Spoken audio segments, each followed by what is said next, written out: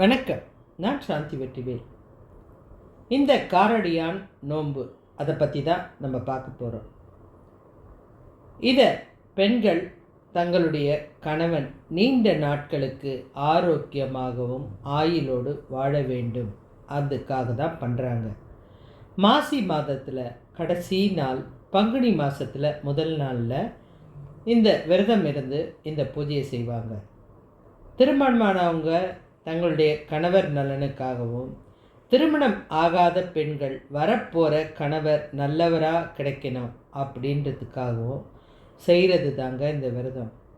இதை கடைப்பிடிக்கிறவங்க கார அடை அப்படின்ற ஒரு விஷயத்தை செய்வாங்க. பிரசாதத்தை வெல்லம், அரிசி மாவு, தேங்காய், காராமணி இதை கொண்டு செய்கிறது தான். இதை ஒவ்வொரு பகுதியில் ஒவ்வொரு விரதமாக சொல்லுவாங்க. காமாட்சி நோன்பு, கௌரி நோன்பு, சாவித்திரி விரதம் அப்படின்வாங்க. இதை தான் இந்த கடவுளுக்கு படைப்பாங்க. எளிமையான விரதம் தான். ஒரு பக்கம் உருகாத நெய் வைப்பாங்க.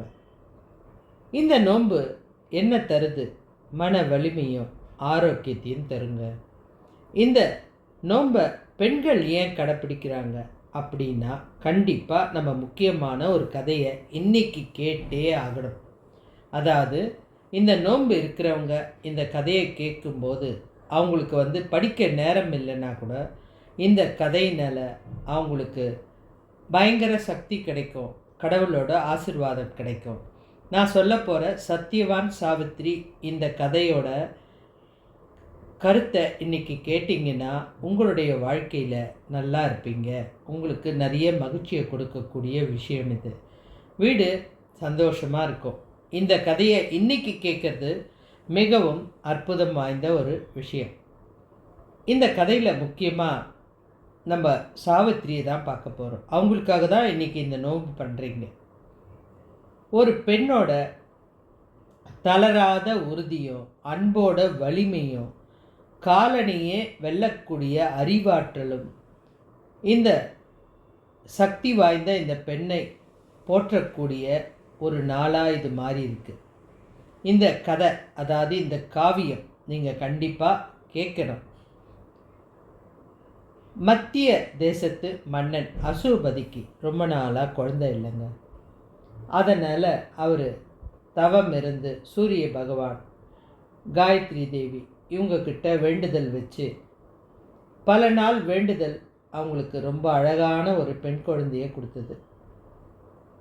ரொம்ப நாள் கிடைச்ச ஒரு பொக்கிஷத்தை எப்படி பார்த்துக்கணும், அந்த அஸ்வபதியும் தன்னுடைய மகளுக்கு எல்லா கலையும் கற்றுக் கொடுத்து தன்னுடைய குழந்தைக்கு சாவித்திரி அப்படின்னு பேரையும் வச்சு எல்லா விஷயமும் அந்த குழந்தைக்கு புரிகிற மாதிரி அழகாக வளர்த்துட்டாரு. அந்த குழந்தைக்கு தெரியாத கலை எதுவுமே கிடையாதுங்க. அத்தனை அறிவாற்றல், எப்போவுமே பயங்கர எல்லா திறமையும் இருக்கும்போது அப்பாவுக்கு ஒரு பயம் வந்துடும். இந்த பொண்ணுக்கு ஏற்ற வரன் நம்ம பார்க்கணுமே அப்படின்னு. ஆனால் இந்த அப்பாவுக்கு அந்த பயமே இல்லை. ஏன்னா நம்ம பொண்ணே பயங்கர அறிவாளி, ஆற்றல் மிகுந்தவள், அவளே அவளுடைய வாழ்க்கையை தேர்ந்தெடுக்கட்டும் அப்படின்ற உரிமையை அந்த காலத்திலேயே கொடுத்துட்டாரு. உனக்கு பிடிச்சவனை நீ தேர்ந்தெடுத்துக்கோ, கண்டிப்பாக உன்னுடைய அறிவுக்கு ஏற்றா போல தான் இருக்கும். என்னை விட நீ சிறப்பாக இந்த வேலையை செய்வ. அதுக்காக நீ சுற்றுப்பயணம் போ, கூட கொஞ்சம் அமைச்சர்களையும் கூட்டிகிட்டு போ. நீ போய் சிறந்த மணவாளனை தேர்ந்தெடுத்துட்டு வா அப்படின்னு அனுப்பிச்சிட்டாரு. பொண்ணும் எல்லா நாட்டுக்கும் போக வேண்டியது, அங்கே இருக்கிறவங்கக்கிட்ட விவாதம் பண்ண வேண்டியது, அறிவால் கேள்வி கேட்க வேண்டியது, சில நேரம் ஆயுதத்தால் பதில் சொல்ல வேண்டியது, இது எல்லாம் பண்ணி பார்த்துட்டு அந்த பொண்ணு ஒரு காட்டுக்கு வந்தா. அந்த காடு அமைதியாக இருந்தது. என்னமோ தெரியல, அவளுக்கு அந்த காடு பிடிச்சிச்சு. அந்த காட்டில் ஒரு மன்னர் தியூமத் சேனன் அப்படின்றவர் தன்னுடைய நாட்டை இழந்து தன்னுடைய அப்பா அம்மா கூட எளிமையான வாழ்க்கை வாழ்ந்துட்டு இருந்தார். அவருக்கு இப்போ பேர் சத்தியவான். அந்த மன்னர் சத்தியவான் தன்னுடைய அப்பாவுக்கு கண்ணு தெரியாது, அவரை பார்த்துக்கிறது, அவரை குளிக்க வைக்கிறது, தன்னுடைய அம்மாவுக்கு உணவு சமைச்சு கொடுக்கறது, இதெல்லாம் பண்ணிவிட்டு அதை காட்டில் இருக்கிற பொருளெல்லாம் சேகரிச்சுட்டு கொண்டு வந்து வைக்கிறது, இதெல்லாம் இந்த பொண்ணு அந்த காட்டில் இருந்து பார்த்துட்டு இருந்தா. பார்த்துட்டு இவர் தான் எனக்கு கணவர் அப்படின்னு மனசுக்குள்ளே நினச்சிட்டான். உடனே காட்டில் இருந்து கிளம்பி நேராக அவளுடைய நாட்டுக்கு போயிட்டான். அவங்க அப்பாவை பார்த்து, அப்பா எனக்கு பிடிச்சவரை நான் தேர்ந்தெடுத்துட்டேன், எந்த நாட்டு இளவரசர்மா அப்படின்னு கேட்குறாரு. அப்பா நாடெல்லாம் இல்லைப்பா, அவர் காட்டில் இருக்கார். என்னம்மா சொல்கிற? உன்னுடைய அறிவாற்றலுக்கு நீ எவ்வளோ ஒரு உயர்வான சிந்தனை யோசிச்சிருக்கணும். ஆனால் நீ காட்டில் இருக்கிறவ தான் கல்யாணம் பண்ண போகிறேன்னு சொல்கிறீங்க. இல்லைப்பா, எனக்கு அவரை பிடிச்சிருச்சு. சில பந்தங்கள் நமக்கு தேவையே இல்லைங்க, புரியவே புரியாது. பார்த்த உடனே எனக்கு இவர் தான் வேணும் அப்படின்னு தோணிடும். அது யார் தடுத்தாலும் முடியாத விஷயம். இது போன ஜென்மத்து பந்தமாக கூட இருக்கலாம். இந்த பெண் தீர்மானமாக சொல்லிட்டா, அவர் தான் கல்யாணம் பண்ணுவேன், எந்த நாட்டு அரசனும் கிடையாது, காட்டில் இருக்கிற ஒரு ஏழை தான் அப்படின்னு தெளிவாக சொல்லிட்டா. அரசருக்கு பயம் வந்துருச்சு.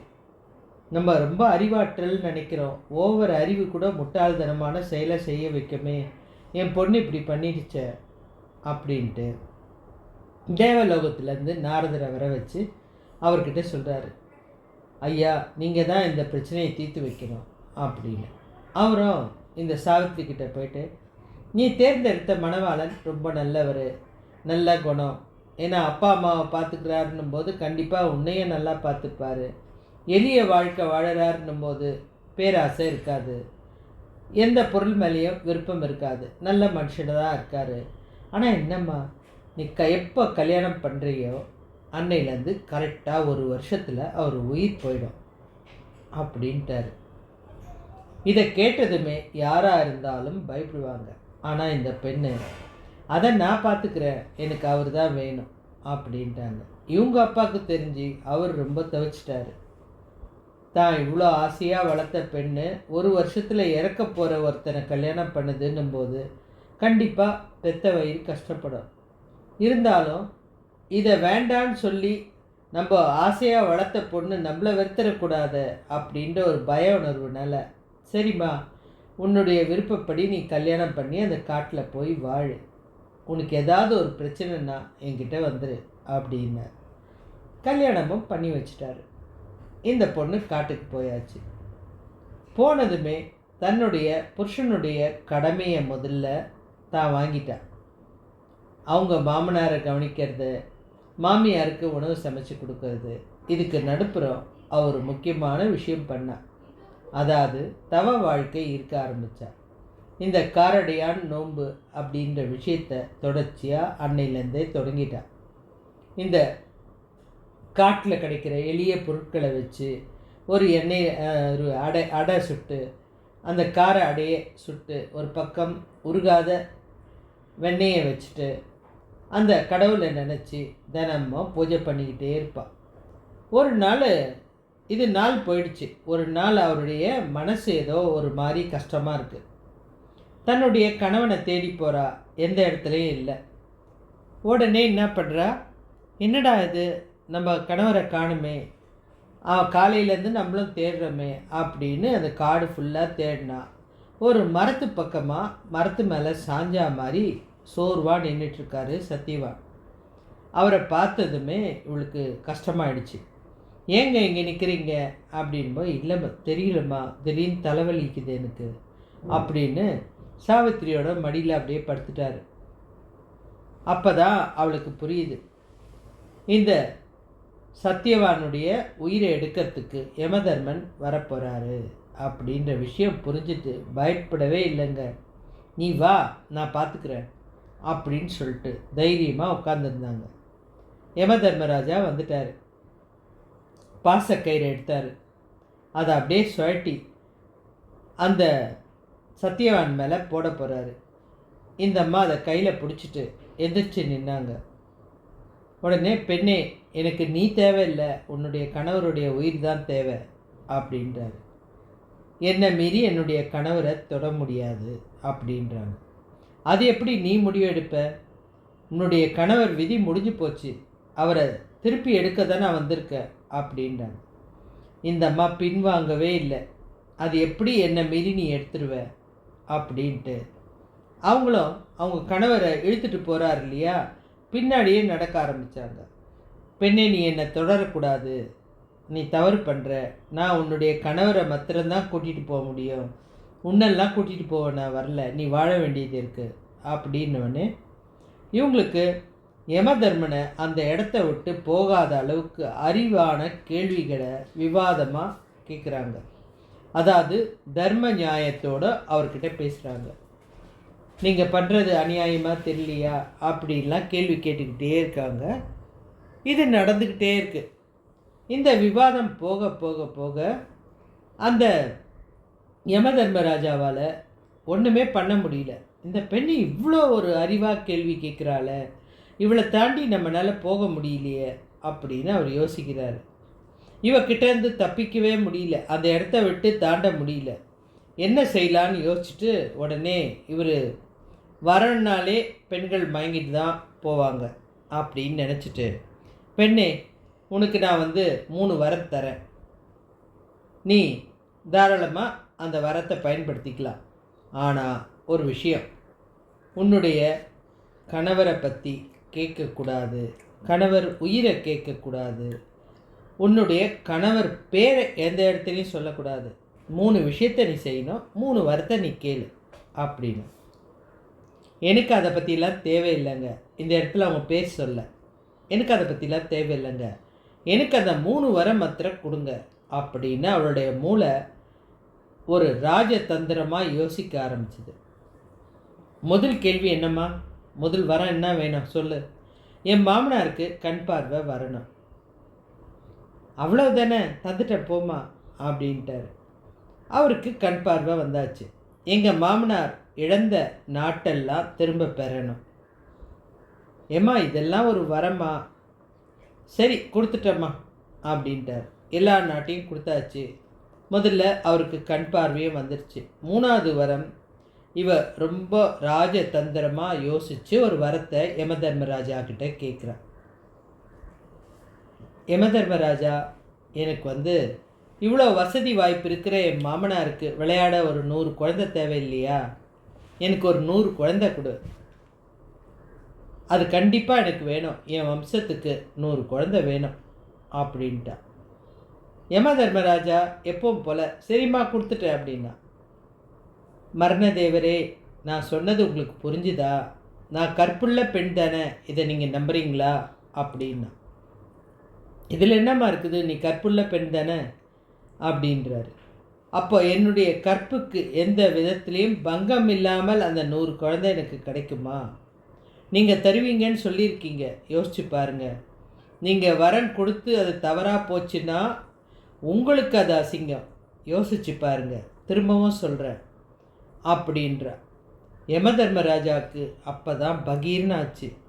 நம்ம கொடுத்த வரன்னா கற்புள்ள பெண்ணா இந்த ஜென்மத்தில் அவளுடைய கணவன் அந்த சத்தியவான் தானே, அவரால் தானே அந்த 100 குழந்தைய கொடுக்க முடியும், அவரை தான் நம்ம இழுத்துட்டு போகிறோமே, இந்த பெண்ணுக்கு எப்படி அப்போ 100 குழந்தை கிடைக்கும்? நம்ம வரத்தை வேற கொடுத்துட்டோமே, கடைசியில் கொடுக்க முடியாதுன்னு சொல்கிறது நான் தோல்வியை ஒத்துக்கினதுக்கு சமமாயிடும். அப்போவும் இந்த பெண் சும்மா விட மாட்டா, வரத்தை கொடுக்கலல்ல என் புருஷனை கொடுன்னுவா. இதுக்கு கௌரவமாக நம்ம அந்த கணவரை திரும்பி கொடுத்துறது தான் நல்லது அப்படின்னு அந்த பெண்ணை ஆசீர்வதிச்சு 400-500 வருஷங்களுக்கு மேலே நீங்கள் 2 பேரும் தீர்க்க சுமங்கலியாக சந்தோஷமாக வாழ்ந்து உங்களுக்கு எப்போ தோணுதோ வாங்க அப்படின்னு சொல்லிட்டு கணவரை உயிர் பெற்று அந்த பெண்கிட்ட ஒப்படைச்சிட்டு போயிட்டார். பெண்ணுக்கு சிறந்த அறிவாற்றலும் அஞ்சாத மன உறுதியும் இருந்தால் விதியை கூட மதியால் வெல்லலாம். இதனால தாங்க பெண்கள் இந்த நாளை தங்களுடைய கணவனை இந்த சாவித்திரி உயிர் மீட்ட இந்த நாளை போல நாங்களும் எங்களுடைய கணவர் நன்றாக இருக்க வேண்டும் என்பதற்காக தான் இந்த நாளுக்கு காரடையான் நோன்பு அப்படின்ற பூஜையை செய்கிறாங்க. இந்த நோன்பு மார்ச் மாதம் 14ஆம் தேதி வருதுங்க, சனிக்கிழமை. இன்றைக்கி மஞ்சள் சரடு கட்டுற நேரம் மாலை 7:30 8:30 வரைக்கும். இந்த பூஜை மார்ச் மாதம் சாயங்காலம், அதாவது 14ஆம் தேதி சாயங்காலம் 6:59க்கு தொடங்கலாம். பூஜையோட தனி சிறப்பு அந்த அடையும் அந்த உருகாத நெய்யும் தான் நெய்வேத்தியம். அம்மனிடம் மனதார வேண்டிக்கிங்க. இலையில் அடையும் உருகாத வெண்ணெயும் வச்சுருங்க. அம்மனுக்கு அந்த சரடை வச்சு படைங்க. அதுக்கப்புறம் அந்த சரடை உங்கள் வீட்டில் இருக்க பெரியவங்க கையிலையோ அல்லது கணவர் கையிலையோ கொடுத்து கழுத்தில் கட்டிக்கங்க. இந்த நேரம் நீங்கள் சொல்ல வேண்டிய மந்திரம், உருகாத வெண்ணையும் ஓர் அடையும் நான் வைத்தேன், ஒரு காலம் என் கணவனை, ஒரு காலமும் என் கணவனை என்னை விட்டு பிரியாது இருக்க வேண்டும் என்று ஆசிர்வதிக்க வேண்டும் தாயே அப்படின்தாங்க நீங்கள் வேண்டணும். கணவனுடைய ஆயுளும் இறைவனுடைய அருளும் உங்களுக்கு நிறைய கிடைக்கிறதுக்கு இந்த நாள் அரிய வாய்ப்பை தரக்கூடியது. சாவித்திரி எப்படி தன்னுடைய கணவனை யமன் கிட்டேருந்து மீட்டாலோ அந்த நாள் உங்களுக்காக வேண்டி இருக்கிறது தான் இந்த நாள். என்ன போல இன்றைய நாளில் வென்ற ஒவ்வொரு பெண்ணுக்கும் அவளுடைய கணவன் நீண்ட ஆயுளாக ஆரோக்கியத்தோடு இருப்பதற்கு நீங்கள் ஆசிர்வதிக்கணும் அப்படின்னு அவங்க நமக்காக யமன் கிட்ட கேட்ட அந்த வரம்தான் இன்னைக்கு நாம் செய்கிற இந்த காரடையான் நோன்பு அப்படின்ற இந்த விரதம். அவங்களுடைய வரத்தை அவங்க மாத்திரம் வாங்கிக்கலைங்க. இந்த நாளில் பூஜை பண்ணுறவங்க எல்லாருக்கும் இந்த வரம் போய் சேரணும் அப்படின்னு உண்மையான பதிவிரதைகள் இப்படி தாங்க தங்களுக்கு கிடைச்ச வரத்தை எல்லாருக்கும் பகிர்ந்து கொடுக்குறாங்க. அதனால தான் காலம் கடந்தும் அவங்க இவ்வளோ நாள் நல்லா வாழறதுக்கு அவங்க பேரும் இன்றைக்கு வரைக்கும் நம்மளால் மறக்க முடியாததுக்கும் அதுதாங்க காரணமாகுது. இந்த இடத்துல ஒரு முக்கியமான விஷயத்தை நான் சொல்லணும். ஒரு பெண் என்பவள் மகா சக்திக்கு சமமானவள். அவள் பயங்கர அறிவாக இருக்கலாம், எவ்வளோ திறமையானவளாக இருக்கலாம். ஆனால் அவள் ஒரு அரசனை தேர்ந்தெடுக்கலை. ஒரு சாதாரண ஒரு மனுஷனை, ஒரு காட்டில் இருந்த ஒரு ஏழையை விரும்பி கல்யாணம் பண்ணி தன்னுடைய அறிவு திறமையால் அரசனாக மாற்றியிருக்கிறாள். எவ்வளோ முக்கியமான விஷயம் பாருங்கள். ஒரு பெண் நினச்சா ஒரு சாதாரண ஒரு ஒரு அடிமையை கூட அரசனாக மாற்ற முடியும்.